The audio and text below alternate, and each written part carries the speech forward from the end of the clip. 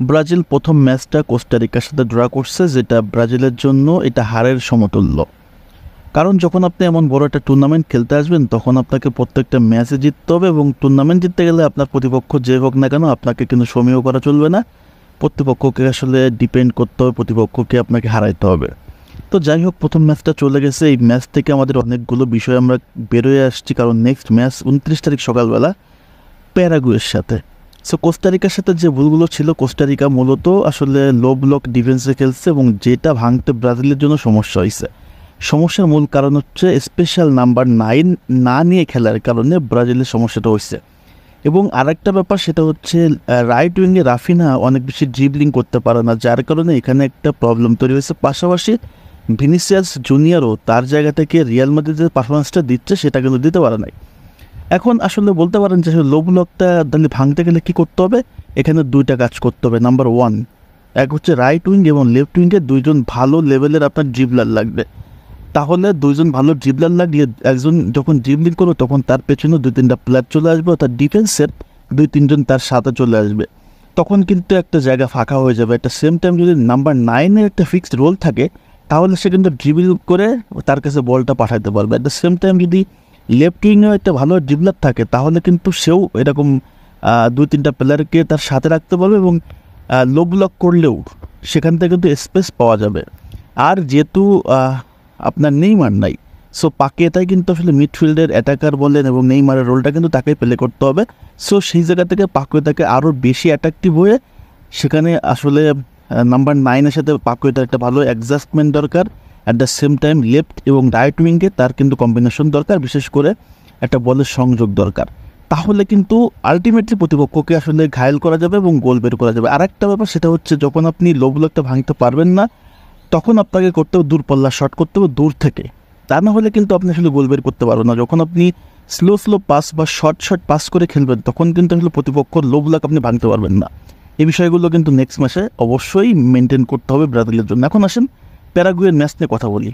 প্যারাগুয়ের সাথে ব্রাজিলের আসলে লাস্ট আমি যদি ক্যালকুলেশন করি, লাস্ট 5টা ম্যাচের ভিতরে ব্রাজিল একটা ম্যাচও কিন্তু হারে নাই, একটা ড্র করছে, এবং সর্বশেষ যে ম্যাচটা খেয়েছে সেখানে 4-0 বলে জিতছে। সো ব্রাজিল অবশ্যই এই জায়গাতে ভালো ফর্মে আছে। আমি আসলে বলতেছি না যে ব্রাজিল কত গোলে জিতবে, তবে জিততে হবে, এটা কিন্তু মাস্ট। না জিতলে আসলে খুবই বিপদ হবে, কারণ পরবর্তী রাউন্ডে যেতে গেলে এই ম্যাচটা মাস্ট উইন ম্যাচ, এবং শুধু এই ম্যাচটা না, নেক্সট ম্যাচটাও কিন্তু মাস্ট উইন ম্যাচ, কারণ গ্রুপ চ্যাম্পিয়ন হয়ে তাকে কিন্তু উঠতে হবে। সো এই মুহূর্তে আমরা যদি চিন্তা করি নেক্সট ম্যাচে, অবশ্যই দরিভাল জুনিয়রের একটা জিনিস অবশ্যই পারফেক্টলি বিবেচনা করতে হবে। ডিফেন্সটা আমরা যেটা চিন্তা করছিলাম দুর্বল, আপাতত ডিফেন্স নিয়ে আমাদের মোটামুটি সন্দেহ নাই, সমস্যা নাই। মিডফিল্ডে যদি দেখি সেখানে জোয়াও গোমেজ এবং আপনার হচ্ছে ব্রুনো গুইমারেজ আউটস্ট্যান্ডিং।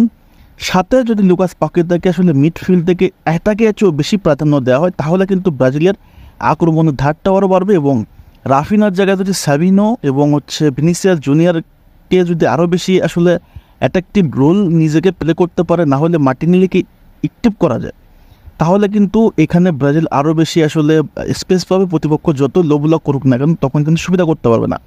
এবং আসলে যদি এমন হয় যে আপনার নাম্বার 9 হিসেবে রদ্রিগোকে না করা হয়, ওখানে একটা পারফেক্ট নাম্বার 9 যেমন আপনার এনরিক ফিলিপে থাকলেও কিন্তু ভালো হয়। তবে দরিভাল জুনের একটা জিনিস কিন্তু মিস করে গেছে বা স্কিপ করে গেছেন, সেখানে রিচার্লিসন অথবা ম্যাথুস কোথার মতো যদি একটা স্ট্রাইকার সে পারফেক্ট নাম্বার 9 রাখতো তাহলে কিন্তু এই জায়গায় ব্রাজিল আরও সুবিধা পেত।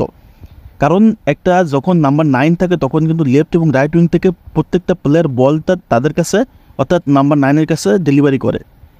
যখনই আসলে লেফট এবং রাইট উইং একজন ভালো ড্রিবলার থাকে, এবং সাবিনো কিন্তু লাস্ট ম্যাচে চমৎকার ড্রিবলিং করছে এবং তার সাথে 2-3টা প্লেয়ার অল টাইম আটকে ছিল, কিন্তু তার আসলে সে যে যার কাছে বলটা দিবে তেমন একটা প্লেয়ার ছিল না বলে এই জায়গায় অনেক সময় দেখছি যে রদ্রিগো অনেকগুলো বলের সুযোগ চান্স মিস করছে। ভিনিসিয়াস জুনিয়র তার জায়গা থেকে পারফেক্টলি ডিস্ট্রিবিউট করতে পারতেছে না। সো আমার মনে হয় যে আসলে নেক্সট ম্যাচে যদি একটাকে আসলে পরিবর্তন দরিভাল জুনিয়র আনে তাহলে আমার মনে হচ্ছে যে আসলে ব্রাজিল প্যারাগুয়ের সাথে খুব ভালোভাবে আসলে জিতবে, এবং এই যে লো ব্লক যদি করে প্যারাগুয়ে তাও সেটা কিন্তু ভাঙতে পারবে। পাশাপাশি দূরপাল্লা শট এখানে ট্রাই করতে হবে, বিশেষ করে লুকাস পাকেতাকে, এবং মিডফিল্ডে যদি দেখি ব্রুনো গুইমারেজের ওই সুযোগটা আছে, ও সেইভাবেই আসলে চান্স ক্রিয়েট করতে পারে। অ্যাট দ্য সেম টাইম যদি জোয়াও গোমেজও এরকম দূরপাল্লা শট করে তাহলে কিন্তু আমার মনে প্রতিপক্ষ ঘায়ল হয়ে যাবে, এই টেকনিকটা ফলো করলে ব্রাজিলের কোপা আমেরিকাতে আমার মনে হয় নেক্সট ম্যাচগুলোতে সমস্যা হওয়ার কথা না। ব্রাজিল চমৎকার একটা টিম, অনেক ব্যালেন্স একটা টিম, এই টিমটাকে আসলে হারানোর কোনো দল নাই, পাশাপাশি যদি রেফারি আসলে ট্রাইটা না করে। তো আশা করতেছি দরিভাল জুনিয়র নেক্সট ম্যাচে অবশ্যই তার টেকনিকে পরিবর্তন নিয়ে আসবে এবং ব্রাজিল আরও ভালো আরও উদ্যমে আসলে শেষ করবে এবং জয় নিয়ে আসলে মাঠ ছাড়বে। পাশাপাশি নেইমার জুনিয়রও টিমটাকে অনেক বেশি চেয়ার আপ করছে, লকার রুমে যেও প্লেয়ারদের উদ্দীপনা যোগাইছে, মোটিভেশন দিছে। আশা করতেছি নেক্সট ম্যাচ ব্রাজিল অবশ্যই ভালোভাবে কামব্যাক করবে এবং চূড়ান্ত লেভেলের পারফরমেন্স করে জয় ছিনিয়ে নিয়ে আসবে।